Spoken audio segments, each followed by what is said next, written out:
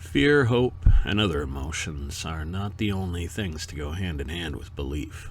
From Shanadar Cave and Gobekli Tepe to Sunday Mass and the Superbowl, ritual is just as intrinsic to us today as it was at our very dawn.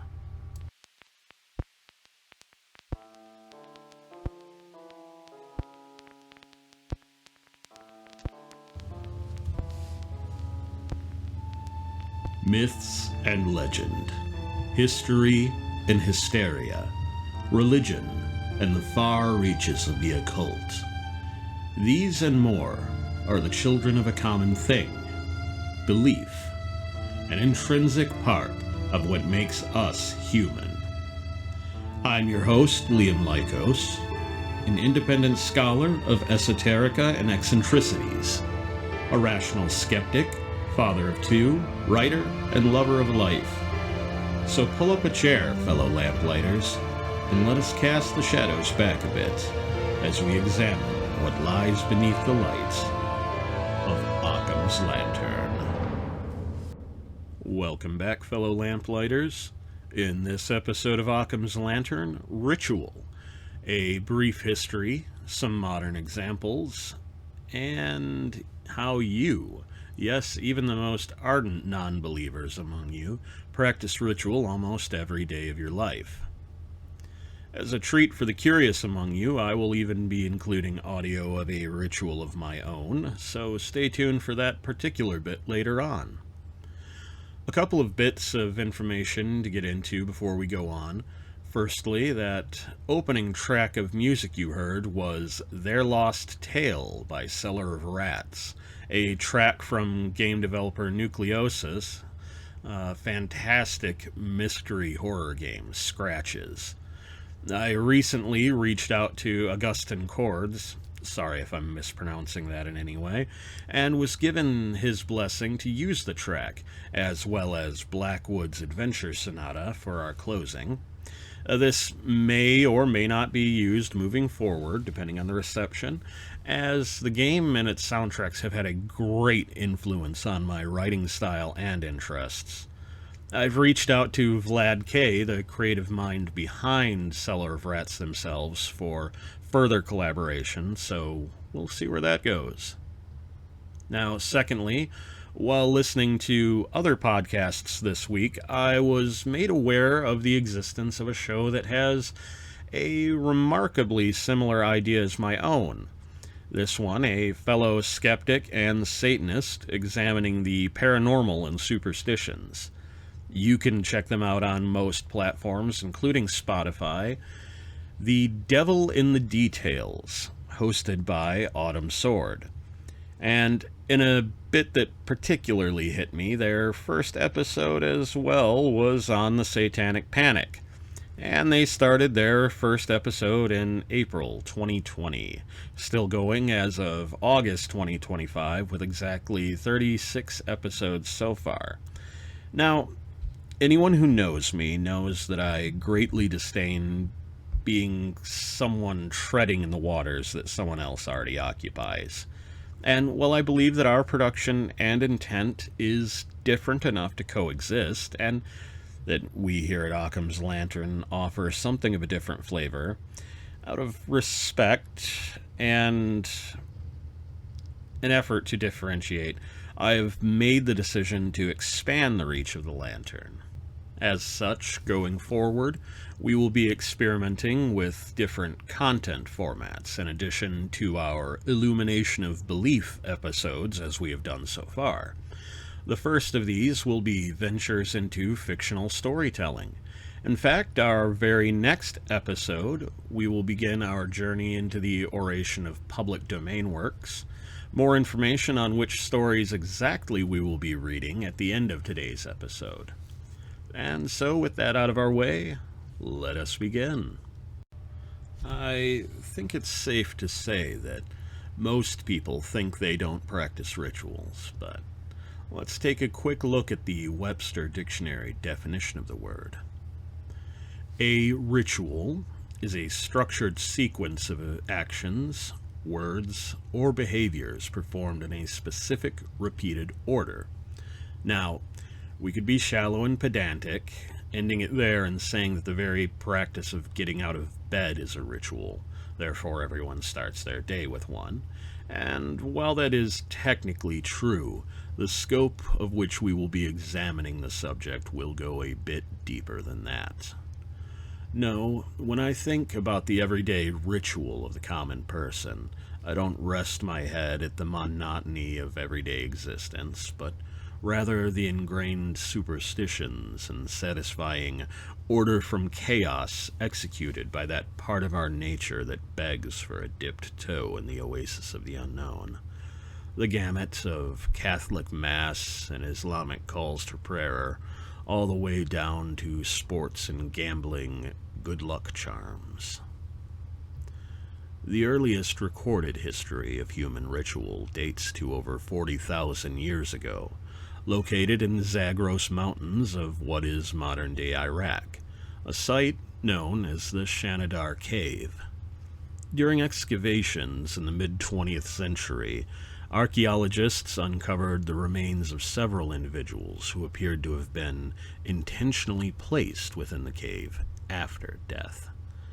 This alone was remarkable as, rather than abandoning their dead to scavengers or to the elements, the Neanderthals who lived in this area seemed to treat bodies with reverence, placing them in specific locations and, in some cases, arranging them in ways that suggested deliberate care.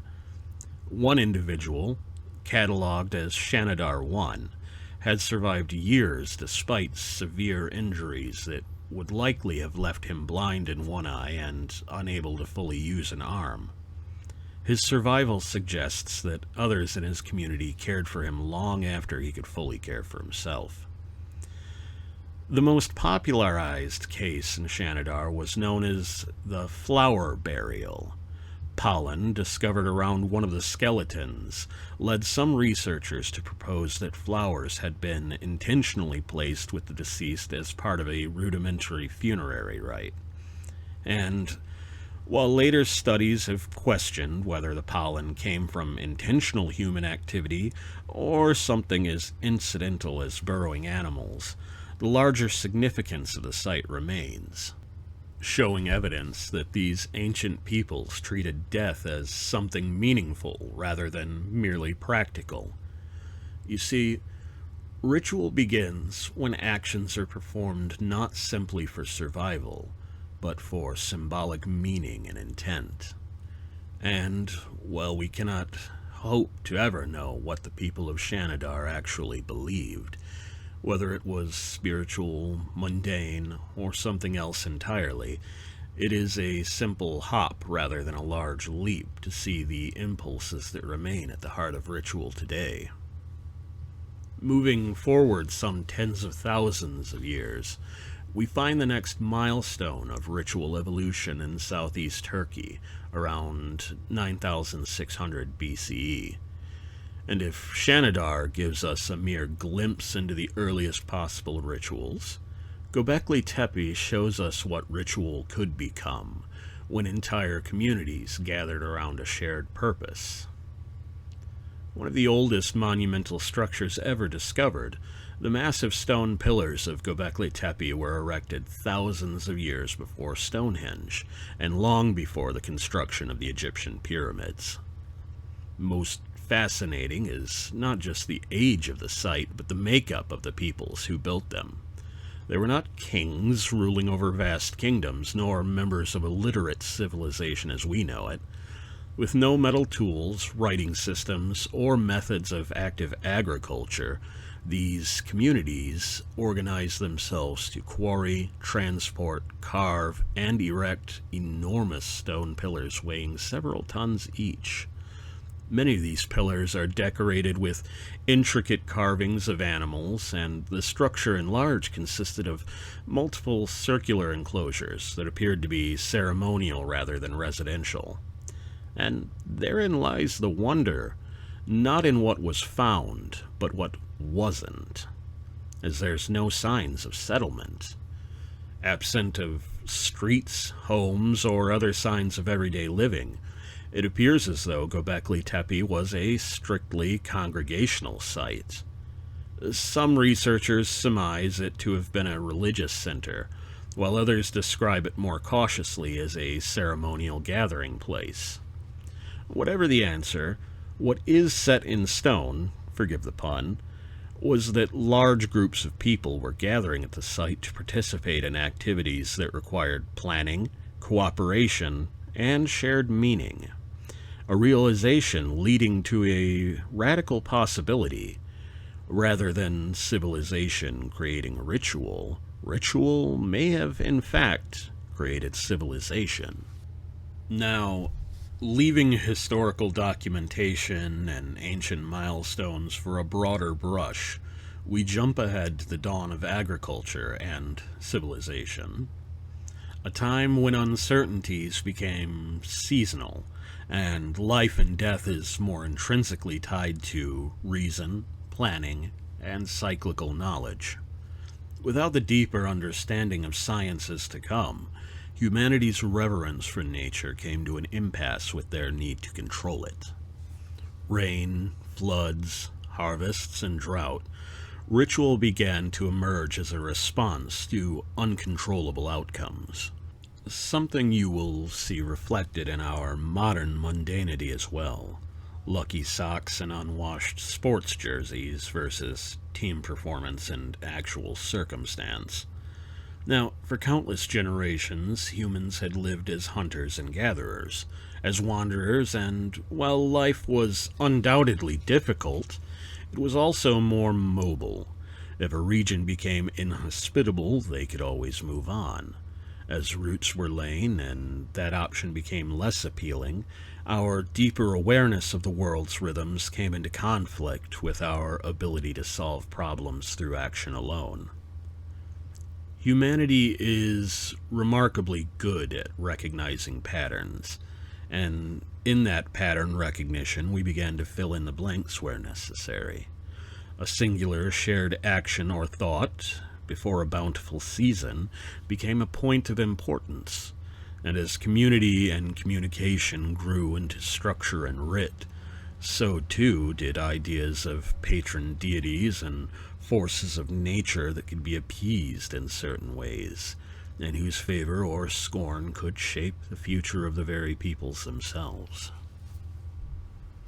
And so we see, as villages became cities, became civilizations, ritual itself underwent a similar evolution.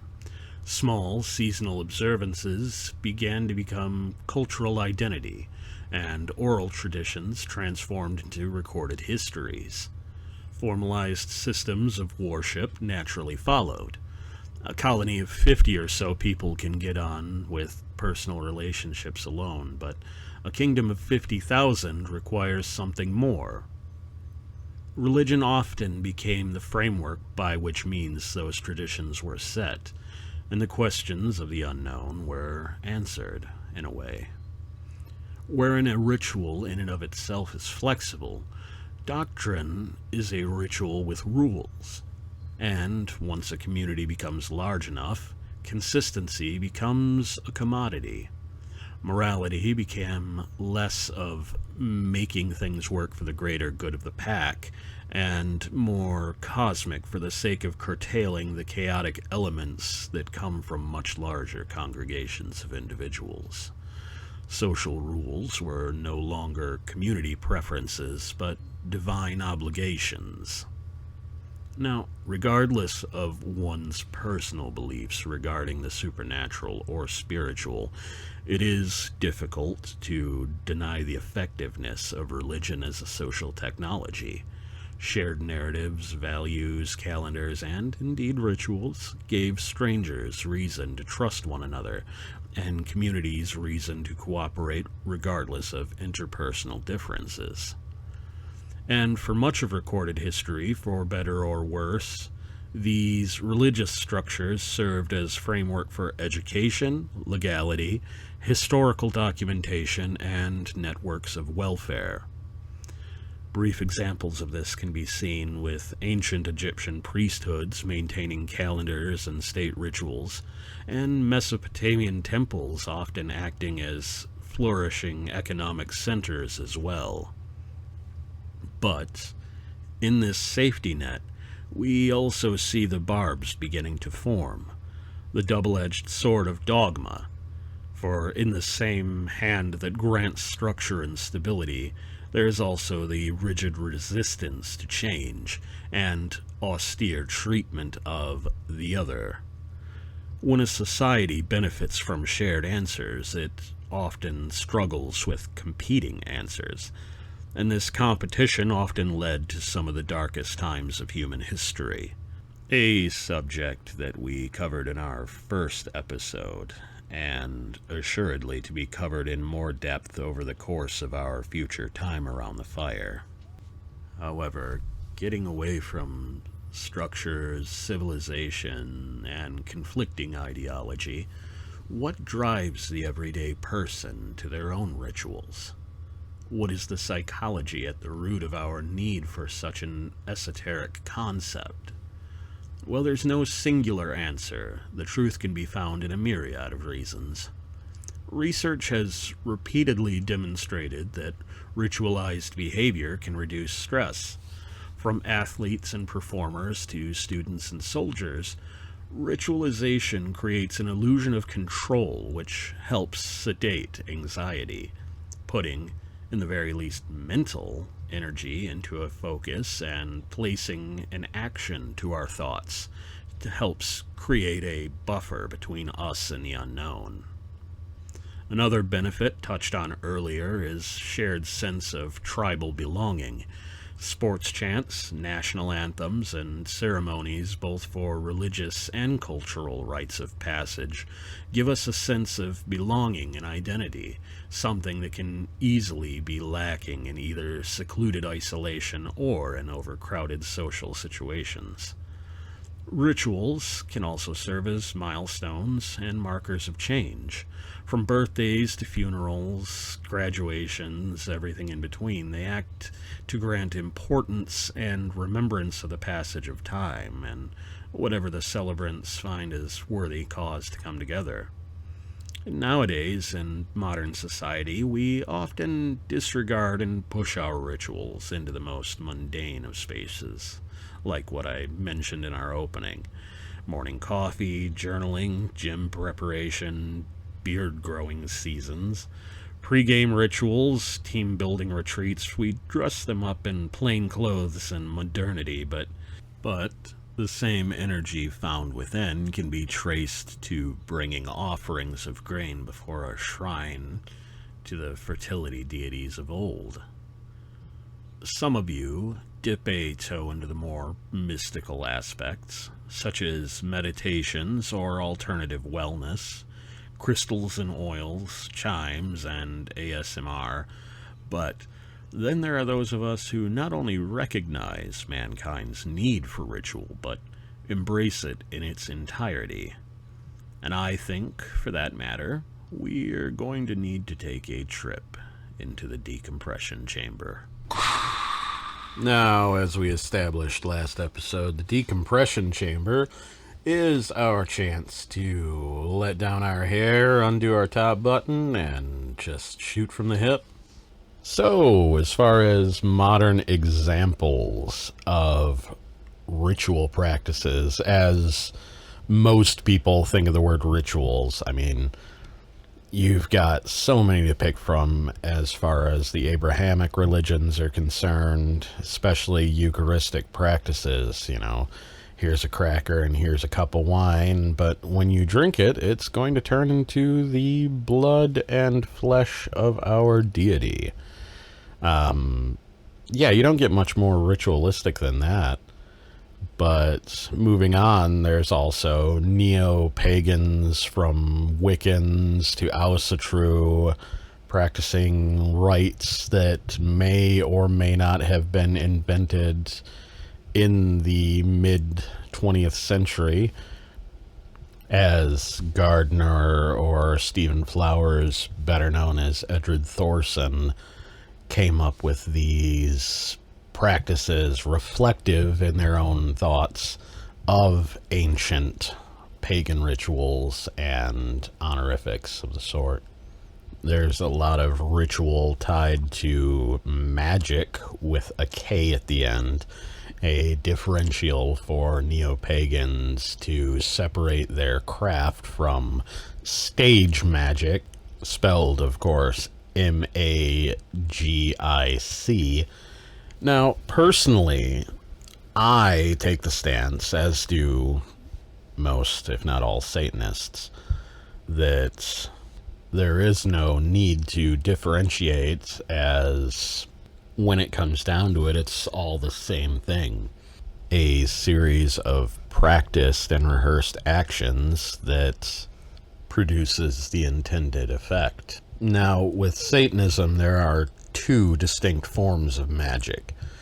And I want to preface this by saying we don't believe in magic in terms of what you see in popular culture, where, you gather forth some sticks and a twine of hair from the victim and enchant them and turn their skin into pustulous boils and their blood into poison, or, anything from the movie The Craft. As good a bit of schlocky horror as that movie was. But we categorize magic in two separate forms: lesser magic and greater magic. Lesser magic being the ability to read and manipulate people on a base social level, reflected in the clothes you wear, how you present yourself, or as Megamind would put it, presentation. An easy example of this is the statement, dress for the job you want. That's lesser magic in a nutshell. Or if your particular crush falls into a societal clique, such as, going back to Craft, goths or anything like that, you would present yourself in a way to be more appealing to them. And I could wax on about this subject ad nauseum, but I'll probably do a further episode later down the line on it.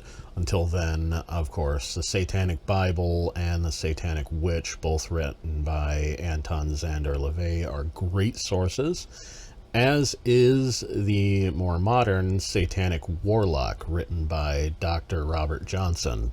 But the meat and potatoes of this particular episode is greater magic.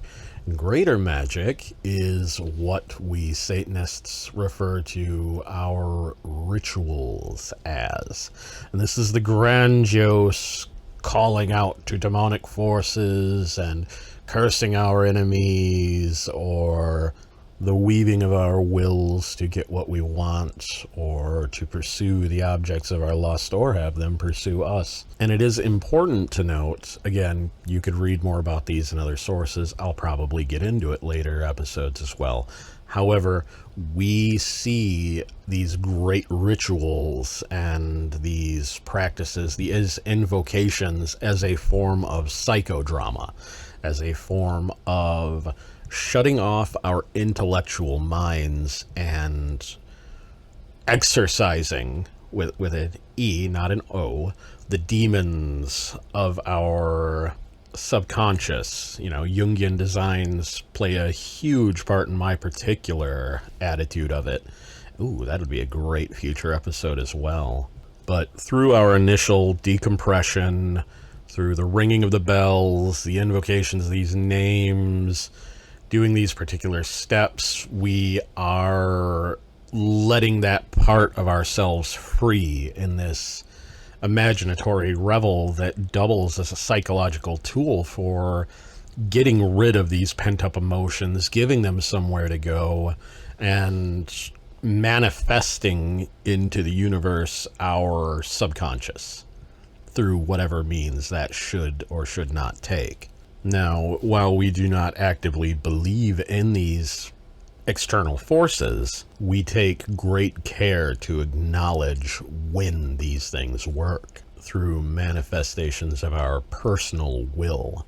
If, say, we make an effigy of some enemy we have and curse them with every fiber of our being and just throw it out there that we want them destroyed, if something happens to them, we abstain from feeling any guilt over it. After all, it's why we sought to purge ourselves of those emotions in the first place. And I cannot even begin to describe the level of emotional release that satanic ritual gives to me. Not only to purge those emotions and burn them off and revel in the feelings of putting aside rationality and just enjoying that carnal burst of lust, compassion, or anger. It is absolutely exhilarating, and exactly why people gather for group rituals in other settings as well. Only we don't deceive ourselves that there is some sort of higher cause watching us and dictating our moves. It's purely theatrical. But in using these invocations and using these names that have been associated in human mythology and ritual practices dating back as early as recorded human history, there is a palpable power to it that absolutely cannot be denied. Now, I do believe I promised an audio recording of a sample of Satanic Ritual, and that will be coming after our outro, so that those with an interest can stay tuned, and those without can still get all the information in closing. Join us next episode for a reading of Dagon by H.P. Lovecraft, as well as my own writings, a few entries from the Daemonomicon, a series of writing exercises I did to purge some emotional baggage at the time. I look forward to recording these and seeing where the readings take me. I hope you'll enjoy them, and until then, keep the fire stoked and the lanterns full. This has been Liam Lycos, and you've been listening to Occam's Lantern.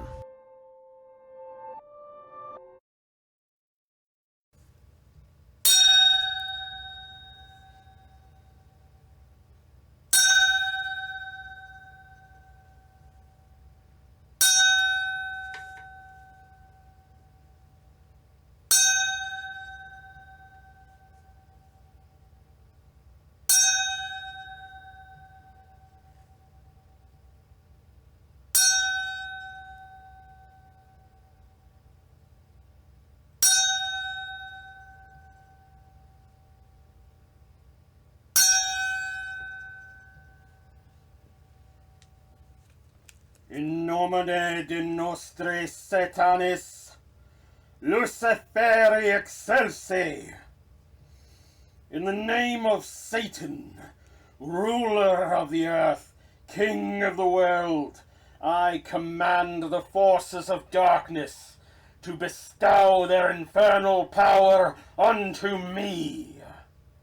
Open wide the gates of hell, and come forth from the abyss to greet me now as kindred. Grant the indulgences of which I speak, for I have taken thy name as part of myself. I live as the beasts of the field, rejoicing in the fleshly life.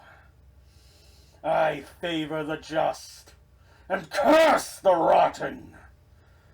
By all denizens of the pit, I command these things of which I speak shall come to pass. Come forth by thy names to grant me my desires.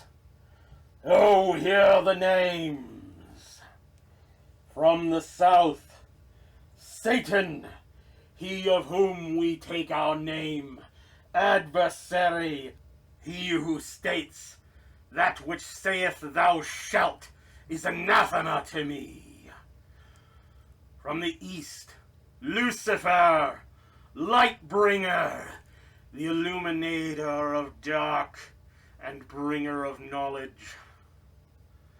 From the north, Belial, back unbroken, knee unbent, undeniable strength of human spirit.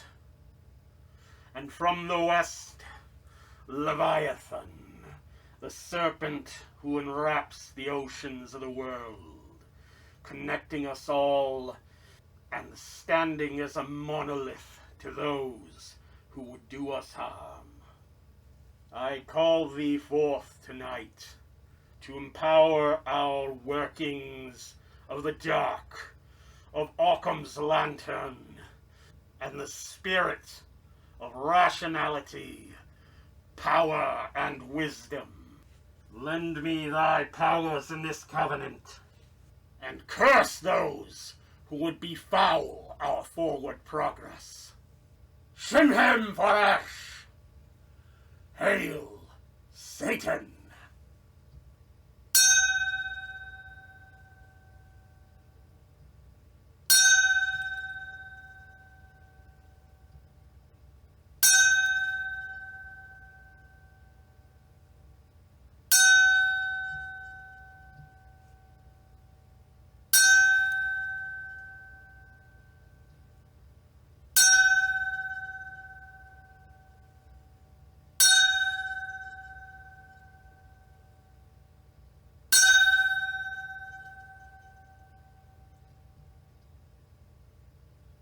So it is done.